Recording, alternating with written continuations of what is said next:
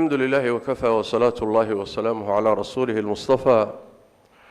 وعلى آله وصحابته ومن تبعهم بإحسان إلى يوم الدين. أما بعد، أيها الأحبة في الله، إلهي عبسيدي سان إدين دردار مياه إيا شرعي سيناد إلى لسان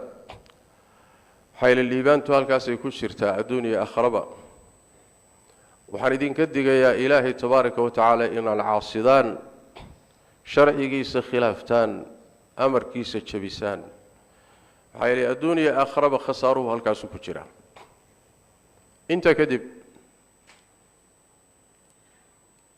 waxaan jecelahay inaan dul istaagno laba dhacdo oo usbuucan ina dhaafay ka dhacday dhacdooyinkii ugu muhiimsanaa ka mid ah ee dhulka ka dhacay. mid hore waxay ku saabsan tahay deegaamadeenna, waana dhacdada ka dhacday magaalada Laascaanood iyo dagaalka ka socda. dagaalkaasi waxaan leenahay waa inuu istaago, waa in la joojiyo, waa in la wada hadlo, waa in la wada fadhiisto, waa in si degdeg ah uu istaago, waa in dhiigga daadanaya iyo hantida burburaysa iyo dadka qaxaya la joojiyo. maslaxa kuma jirto 30 sano kadib oo dalka ay dagaal sokeeyo burburiyeen oo caqli iyo way aragnimo ay kordhi lahayd in maanta dagaal lagu noqday wax maslaxa kuma jirto. duruustii ina soo martay inaynu wax ku qaadan weynana waa caqli xumo inteeda leeg. dagaal wax ma dhalo, faa'iidana ma laha markuu dad muslimiina u dhaxeeyo. marka hore waa isu ka qurxinaya inaad faa'iido ku gaadhayso iska tusaya, shaytaan baa ku muujinaya, laakiin akhiiran marka ugu dambaysa ceeb iyo dhooba ayaa dhex fadhiisani, natiijana ka gaadhi maysid. midhaheedana waynu haynaa. iyadoo ay sidaa tahay oo waajib tahay in islaax iyo nabad dhulka lagu soo dabaalo, dagaaladuna istaagaan, ayay haddana waxaa laga maarmaan ah oo ina arrintaasi diidaynin inaan caddayno sida saxda ah iyo khaladka dhacay iyo maxaa habboonaa. magaalada muddo fatra waxaa ka jiray nabadgelyo xumo, waxaa ka jiray dilal qorshaysan oo hadafkeedu u ahaa lagu beegsanayay bulshada labeenteeda, haldoorkeeda, ganacsatadeeda, culimadeeda, odayaasheeda, waxgaradkeeda. ka duwan deegaamada kale ee xukuumadda Soomaaliland ay ka taliso oo muddadii 30 sano ahayd nabad iyo horumar iyo barwaaqo iyo wax Ilaahay lagu mahadiyo laguna farxo ku sugnaa. aad iyo aadna ay tahay in loo ilaaliyo loona hormariyo, iyadoo deegaamada kale Soomaalida intooda badan qaraxyo iyo nabadgelyo xumo iyo dhibaatooyin iyo muwaajahaad ka jireen. haddana muddadaasi deegaamadaasi inay nabad iyo horumar iyo istiqraar ay ku noolaayeen waa wax lagu farxo, ayna tahay in la sii xoojiyo oo aan dhaawac loo geysan. laakiin waxaa ka duwanayd magaalada Laascaanood. dilalka dhacaya muddada soo socday, mas-uuliyaddeeda waxaa iska lahaa inay ama meel ku sheegto ama soo afjarto xukuumaddii meesha ka talinaysa. yaa samaynaya, yaa dadka laynaya,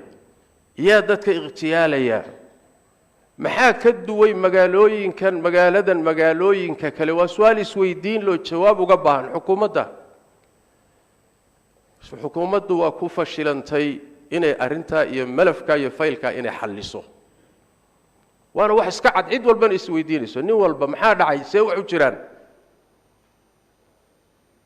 qodobkaasi waa qodob muhiim ah. qodobka labaad ee mudan in la tilmaamo wuxuu yahay dadkii deegaanku markay u adkaysan waayeen oo sabri waayeen oo ka kacdoomeen oo mudaaharaad ka kiciyeen oo arrintii ka gadoodeen jawaabta la bixiyay ee xukuumaddu bixisay ma habboonayn inay noqoto dadka in xabad lagu rido la laayo ma ahayn jid kaloo wax lagu haliyaa la heli karay saxna ma ahayn dad aan hubaysnayn oo mudaaharaadaya oo qayliyaya oo xaq raadinaya in xabad la dhacay ninna garowsho ku heli maayo iyaduna sax ma ahayn mowqif sax ma ahayn gartu allay leedahay gari allay leedahay midda saddexaad waxay ahayd markay odayaashoodii iyo khiyaartoodii intay isu yimaadeen ay tashadeen go'aan ayagu ay maslaxa bideenna ku dhawaaqeen oo aynay Soomaali weyntaasi qayb ka ahaadaan ayadana ma ahayn jawaabta la bixin lahay mana munaasib kuma ahayn in dagaal lagu qaado madaafiic lagu garaaco sax ma ahayn meel kaloo la mariyo jid kaloo looga wareegaa la heli karay kullu dalika waa khaladaad isfuulay oo tahay in la cadeeyo anoo og Soomaaliga maanta joogay akhrintiisa iyo daraasadiisa iyo fahamkiisa iyo miisaankiisu inuu qabyaalad yahay oo in badan ay dhihi doonaan wadaadka waxa ka hadlinaya waa qabyaalad iyo dhalasho anoo og ayaan haddana aan dan ka lahayn xaqa inuu cadaadiyo sawaabka muhim haba kharaadaado laakiin waxa kugu soo gaadhay aflagaadiya faham xumo ninkeeday u taalaa laakiin xaqiiqada in la cadeeyo waa laga maarmaan kullu dalika waxa mas'uul ka shacabka dawladda u talisay mas'uuliyadeeda way ayada laga rabaa shacabka amnigiisa inay ilaaliso iyada laga rabaa istiqraarka inay ka shaqeyso ayada laga rabaa wixii dib ku soo kordho dadka inay iyadu xalliso iyada laga rabaa mashaakishani intaynan isqalin inay wax ka qabato mas'uuliyad dawladeed waay waxaanina ma yimaadeen hadii ay hore wax loo xallin lahaa ayadoo taasi jirto ayaa haddana waxaan leeyahay xal ma aha dagaalku ninku faa'iidayana ma jiro waa in la joojiyo maslaxadana loo soo noqdo wada hadal loo soo laabto ummaddu wada fadhiisato dhiigga la daadinayo la joojiyo magaalooyinka la garaacayo la joojiyo dadka qaxaya la joojiyo dhibaatadan socota in ay istaagto way xataa haday labada dhinac midkood uu isgar siinayo ama gar leeyahay ma keenayso in muslimiinta dhiigooda la daadiyo bal sida fiicani wax way in maslaxa looga wareego waay